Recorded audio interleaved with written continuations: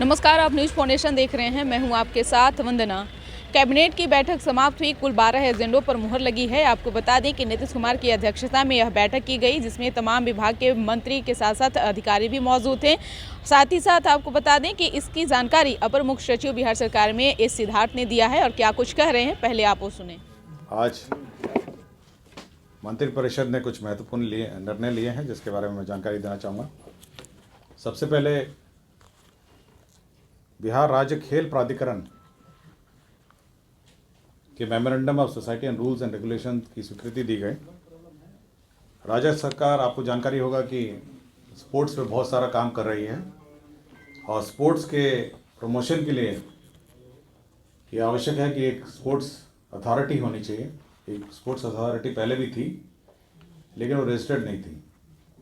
तो राज्य सरकार ने इस स्पोर्ट्स अथॉरिटी को एक रजिस्टर्ड बॉडी के रूप में गठित किया है, ताकि स्पोर्ट्स बॉडी के माध्यम से राज्य में विभिन्न स्तर पर खेल, विभिन्न खिलाड़ियों का चयन, विभिन्न खिलाड़ियों का कोचिंग और देश और विदेश में इस अथॉरिटी के माध्यम से हमारे खिलाड़ी लोग भाग ले सकेंगे, इसके लिए अथॉरिटी का गठन किया गया है।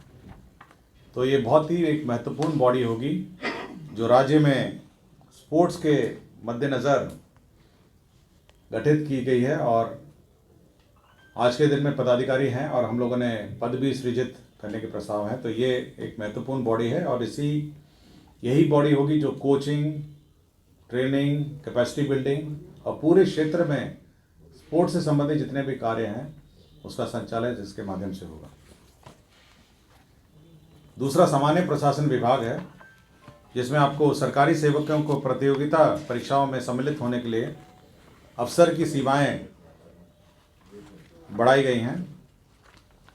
मैं जो प्रस्ताव है मैं पढ़ देता हूं, जिस पर स्वीकृति दी है, ताकि इसमें कोई कंफ्यूजन नहीं हो।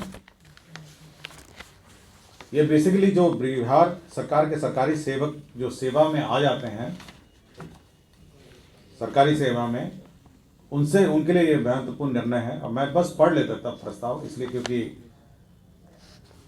कंफ्यूजन की स्थिति नहीं हो। बिहार लोक सेवा आयोग, बिहार तकनीकी सेवा आयोग, बिहार कर्मचारी चयन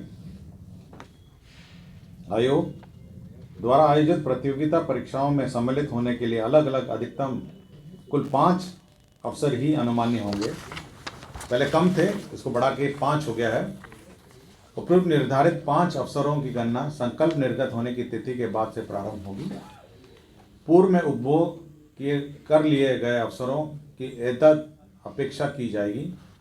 बिहार सरकार के सरकारी सेवकों को प्रतियोगिता परीक्षा में भाग लेने के लिए नियमित नियुक्ति हेतु निर्धारित अधिकतम आयु सीमा में 5 वर्ष की छूट पूर्वत अनुमानीय रहेगी, परंतु उक्त आयु सीमा की छूट की अवधि में प्रतियोगिता परीक्षा में शामिल होने की अनुमानित तभी दी जा सकेगी जब उनके द्वारा तब तक अधिकतम 5 वर्ष अवसरों का उपयोग नहीं किया गया हो। तो ये बिल्कुल मैंने पढ़ दिया है प्रस्ताव, और इसी प्रस्ताव के आलोक में और विशेषकर ये लाभ होगा जो ऐसे सरकारी कर्मचारी हैं जो बिहार सरकार में नौकरी पाने के पश्चात विभिन्न परीक्षाएं लिखते हैं, उनके लिए यह लाभ होगा। तो ये एक महत्वपूर्ण विषय है। पहले तीन था, उसको बढ़ा के, वो तो सरकारी सेवा मतलब कॉन्ट्रैक्ट सेवा है ना, ये तो मैं रेगुलर सरकारी सेवा की बात कर रहा हूँ। भागलपुर अभियंत्रण महाविद्यालय, भागलपुर में कंप्यूटर साइंस एवं इंजीनियरिंग के 5 पाठ्यक्रम हैं। इसमें शैक्षणिक और गैर शैक्षणिक पदों का सृजन है। गया अभियंत्रण महाविद्यालय एवं दरभंगा अभियंत्रण महाविद्यालय में भी कंप्यूटर साइंस एंड इंजीनियरिंग के पद सृजित हैं और 9 पद हैं कुल। 5 हैं ये भागलपुर के हैं, दरभंगा और गया के 9 पद हैं, 9 पद हैं। तो ये एक पद सृजन का प्रस्ताव है। विज्ञान प्रौद्योगिकी विभाग का फिर एक और है। दरभंगा अभियंत्रण महाविद्यालय में फायर टेक्नोलॉजी एंड सेफ्टी पाठ्यक्रम के 12 पद हैं। बख्तियारपुर अभियंत्रण महाविद्यालय बख्तियारपुर में फायर टेक्नोलॉजी के ये कुल 18 पद हैं। तो ये सभी पद जो शैक्षणिक और गैर शैक्षणिक मिला के, तो ये पद सृजन का है। माननीय उच्च न्यायालय में भी जो स्थापना है, उनके बेंच सेक्रेटरी 64 पद स्वीकृत है, उसमें से 10 को उत्क्रमित करते हुए बेंच सेक्रेटरी सर्वक के पुनर्गठन के संबंध में निर्णय लिया गया है। आपको याद होगा पिछली बार कुछ कैबिनेट के पूर्व डॉशने मस्कुलर डिस्ट्रॉफी पर, डीएमडी पर सरकार ने निर्णय लिया था और इसमें इलाज के लिए भी सरकार ने एक स्कीम बनाई थी।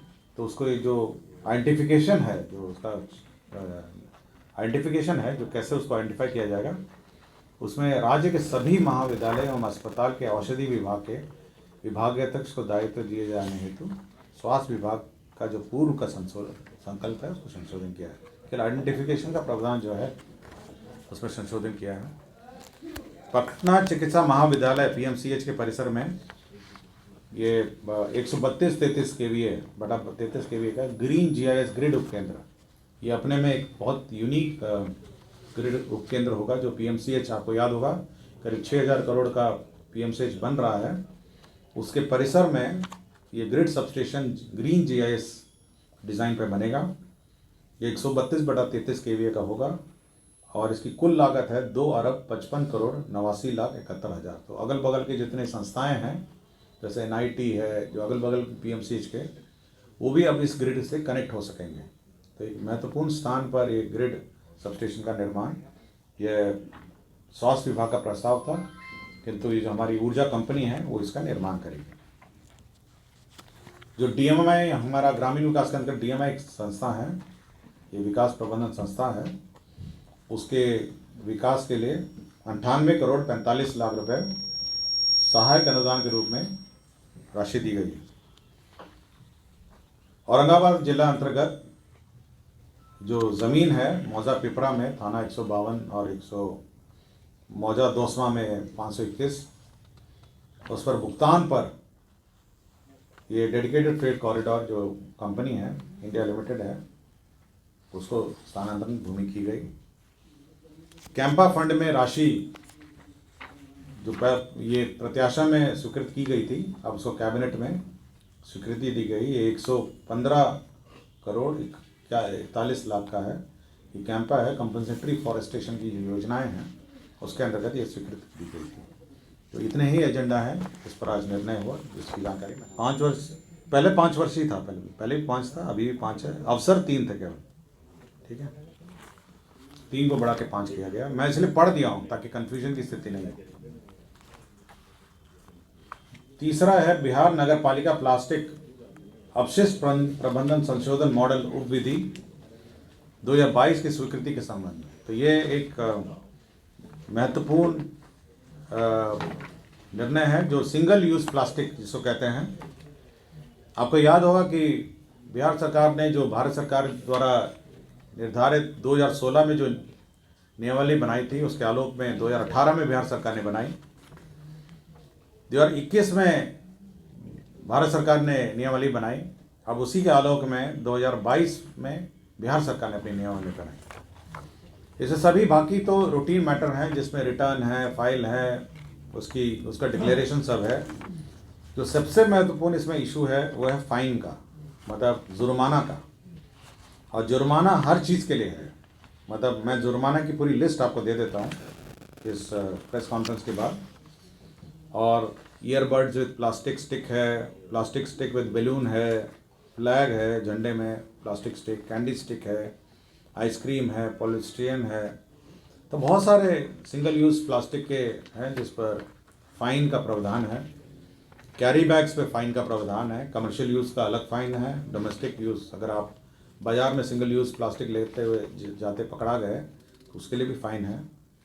और बहुत सारी कमोडिटीज़ हैं जो सिंगल यूज़ प्लास्टिक्स में है। मैं आपको ये पूरी फ़ाइन की लिस्ट जो है मैं आपके दर्शक और आपके अखबार के जानकारी के लिए, और बहुत सारे फ़ाइन है, मतलब 5,000 से लेके 2,000 है सिंगल, पहला ऑफेंस 5,000 है, कुछ में 1,500 से 3,500 है, कुछ में 100 रुपये से 500 रुपये। डोमेस्टिक यूज़र जो आम तौर पे आप जो पब्लिक है, अगर पहली बार पकड़ा गए तो 100 रुपये है, दूसरी बार पकड़ा है तो 200 है, और तीसरे बार पकड़ा गया तो 500 है।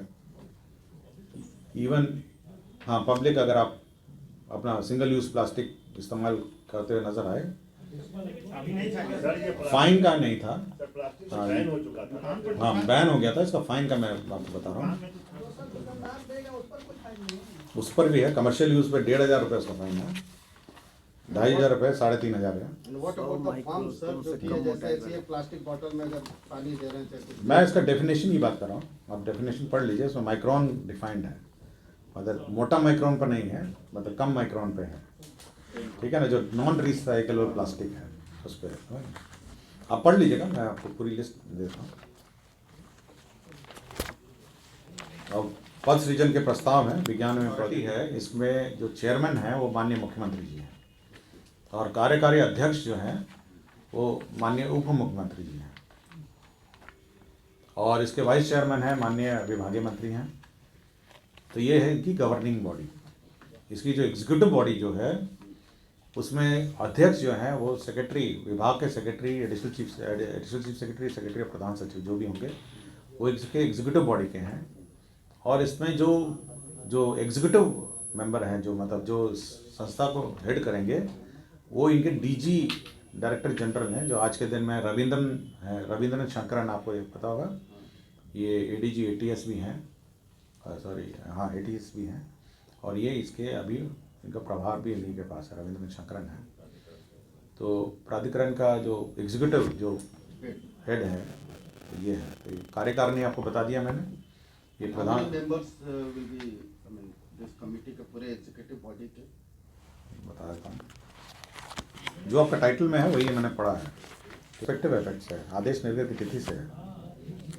तो सुना आपने कि क्या कुछ कहा है। आपको बता दें कि कुल 12 एजेंडों पर मुहर लगी है, जिसमें अलग अलग विभाग हैं, और इसकी जानकारी ये सिद्धार्थ ने दिया है। अब देखने वाली बात होगी कि कुल 12 एजेंडों पर जो मुहर लगी है आगे किस प्रकार काम करती है। इस पर बस इतना ही, बने रहिए न्यूज़ पॉइंट नेशन के साथ। तब तक हमारे चैनल को सब्सक्राइब नहीं किए हैं तो कर लीजिए। धन्यवाद।